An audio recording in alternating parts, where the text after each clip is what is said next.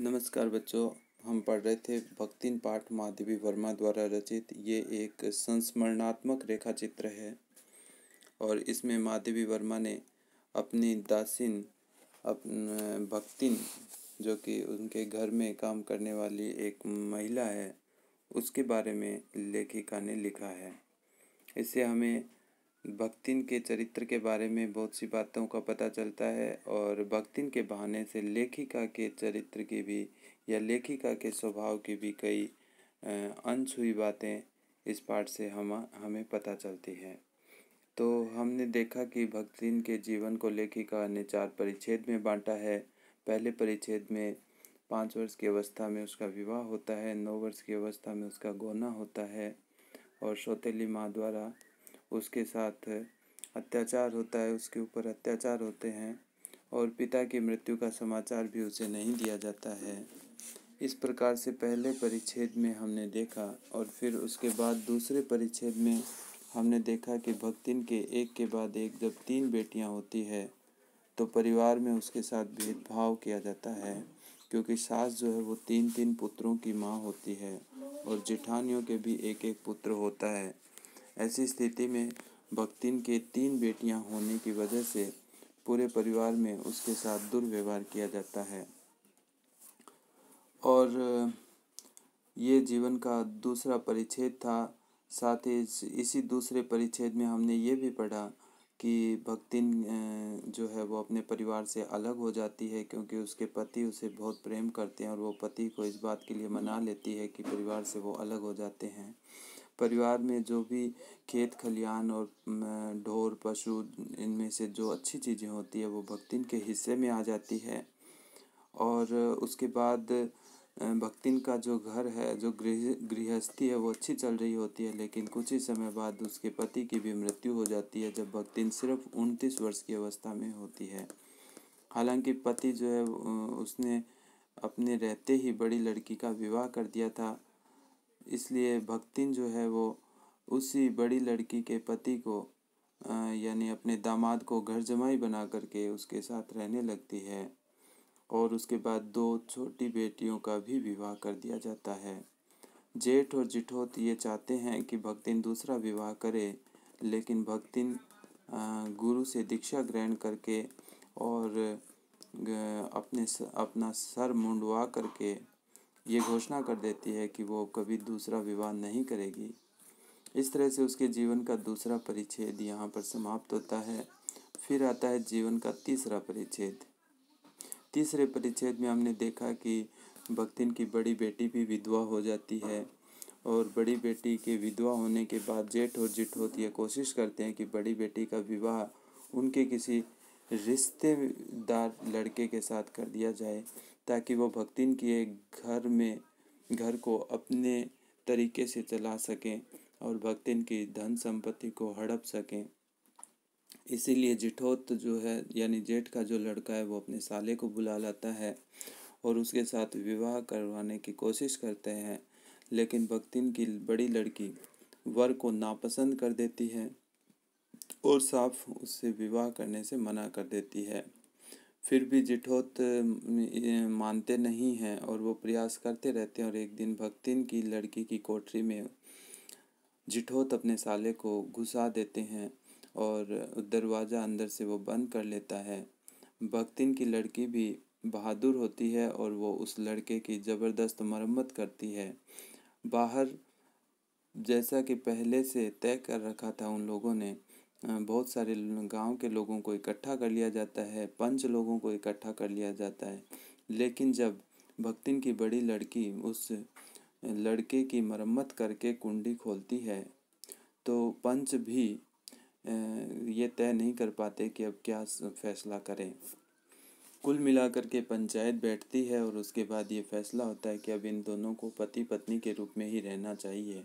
यही कलयुग का परिमार्जन होगा। ये रिश्ता जो है ना भक्तिन की लड़की को पसंद आता है और ना ही भक्तिन को पसंद आता है, लेकिन चूंकि पंचायत का फैसला है इसलिए उनको मन मार कर भी इस रिश्ते को मानना पड़ता है। अब जब जेठ का वो साला भक्तिन की बड़ी लड़की का पति बन गया है तो धीरे धीरे पारिवारिक द्वेष में, यानी जैसा कि उन जेठ और जिठोत ने षड्यंत्र कर रखा था, उसी के हिसाब से उनके परिवार की सारी संपत्ति पारिवारिक द्वेष में चली जाती है। यानी एक एक करके उसके परिवार के उसके घर की सारी संपत्ति उसके हाथ से निकल जाती है। और अब भक्तिन की हालत ये हो गई है कि वो महाजन को या जमींदार को कर भी अदा नहीं कर पाती है। और इसीलिए एक दिन जो है वो जमींदार उसे बुला कर के धूप में खड़ी रखता है, यानी कि उसे दंडित करता है। और उस दंड से भक्तिन बहुत ही खिन्न होती है, उसके स्वाभिमान को चोट पहुंचती है और वो शहर में कमाई करने के लिए आ जाती है।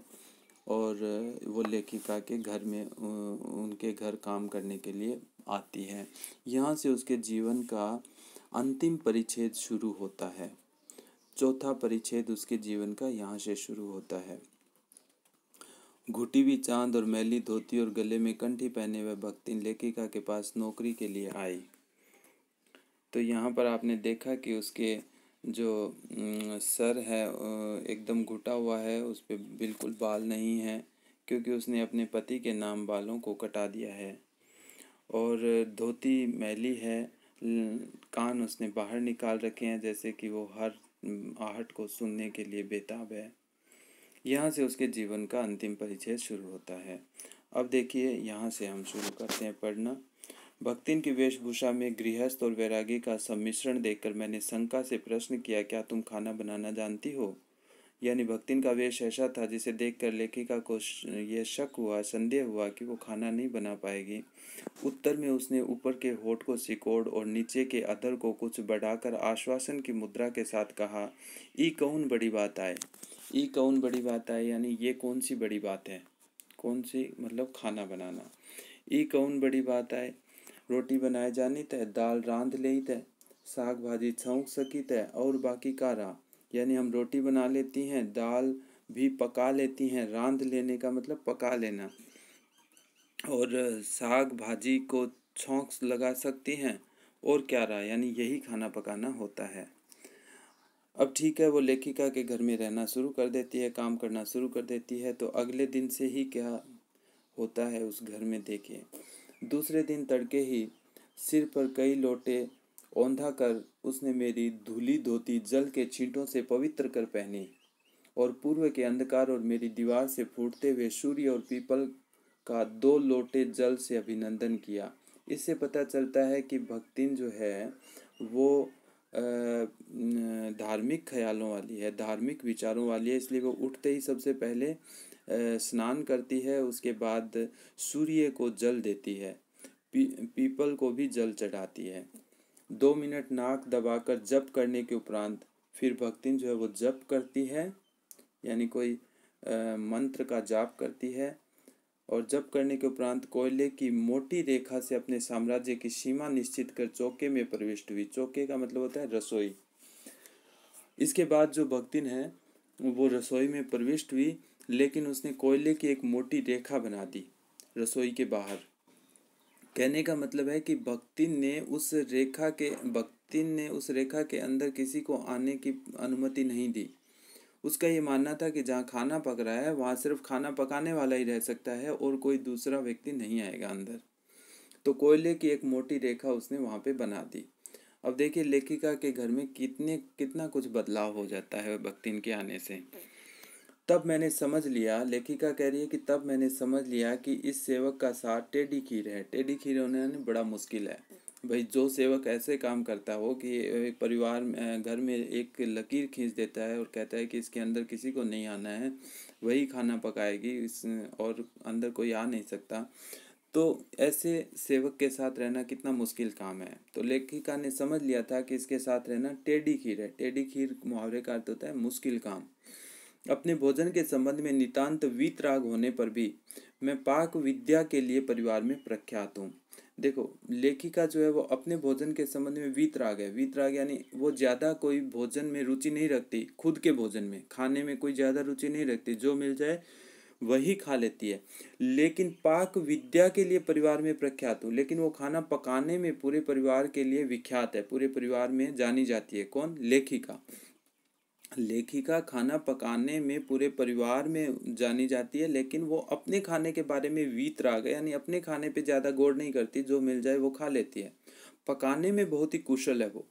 अगर कोई भी पाक कुशल दूसरे के काम में नुक्ताचीनी बिना किए रह नहीं सकता, और कोई भी पाक कुशल दूसरे के काम में नुक्ताचीनी बिना किए रह नहीं सकता। नुक्ताचीनी का मतलब होता है कमी निकालना, यानी जो व्यक्ति खाना बनाने में बहुत अच्छा है, वो व्यक्ति दूसरे के बनाए हुए खाने को बिना कमियां निकाले, बिना उसमें गुण दोष बताए खाना नहीं खा सकता। तो यही बात लेखिका कह रही है कि मैं खाना बनाने में बहुत ही पूरे परिवार में प्रख्यात हूँ, इसलिए भक्तिन के बनाए हुए खाने में बिना नुक्ताचीनी किए मैं कैसे खा सकती थी।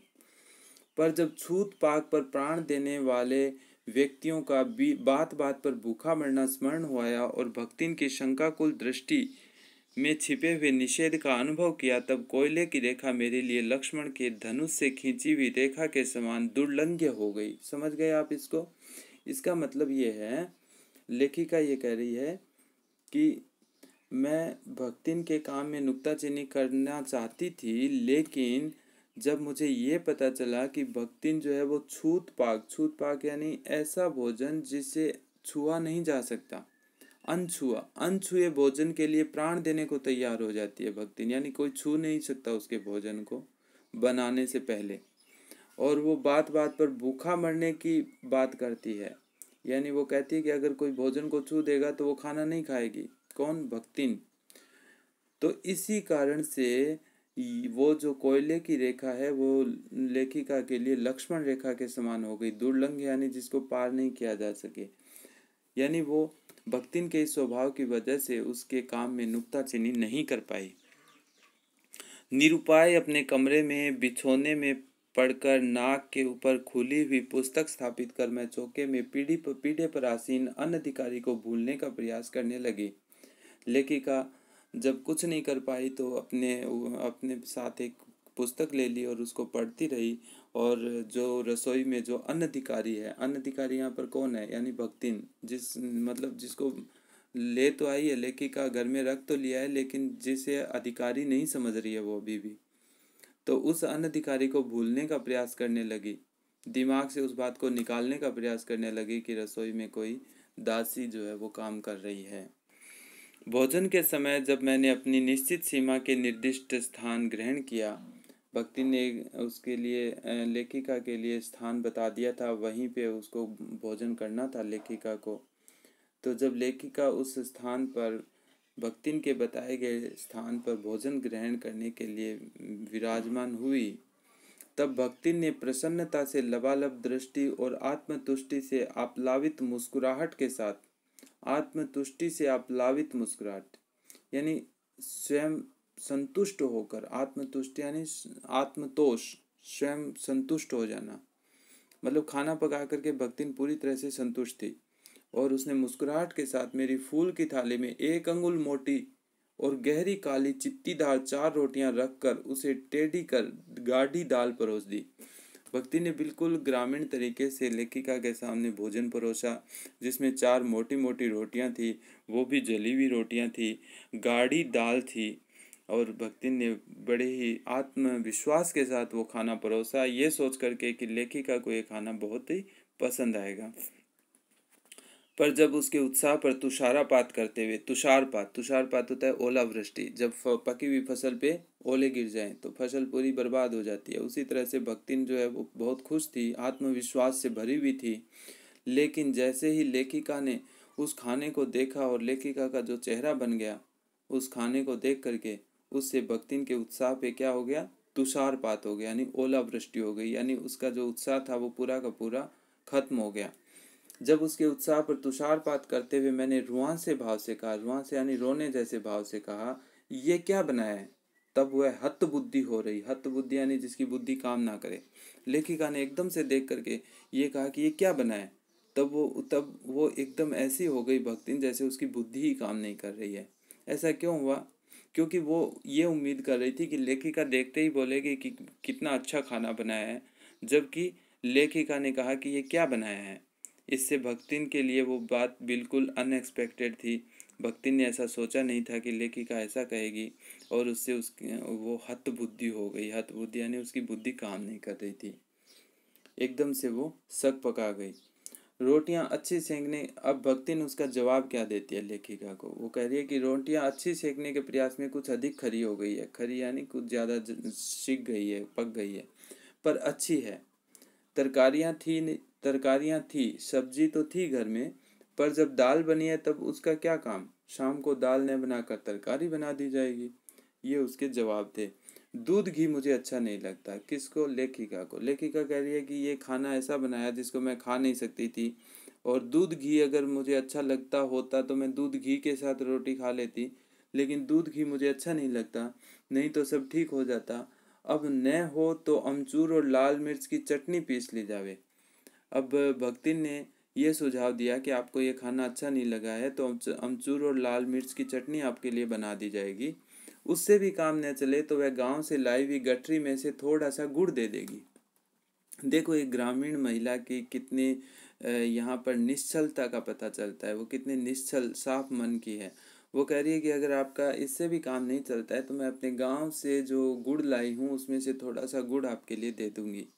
और शहर के लोग क्या कलाबत्तू खाते हैं? कलाबत्तू यानी अनोखी चीज़, यानी यही खाते होंगे, और शहर के लोग क्या खाते हैं, ऐसा भक्तिन सोचती है। भाई गुड़ दे देगी, उसके लिए लाल मिर्च की चटनी बना देगी, घी और दूध के साथ वो खाना खा सकते हैं। इतने सारे ऑप्शन हैं, अब और क्या वो कलाबत्तू खाते हैं? नहीं, और कौन सी अनोखी चीज़ खाते हैं? ऐसा भक्तिन सोचती है। फिर वह कुछ अनाड़िन या फूहड़ नहीं है। कौन? भक्तिन। भक्तिन ये भी सोचती है कि मैं कोई फूहड़ थोड़ी हूँ।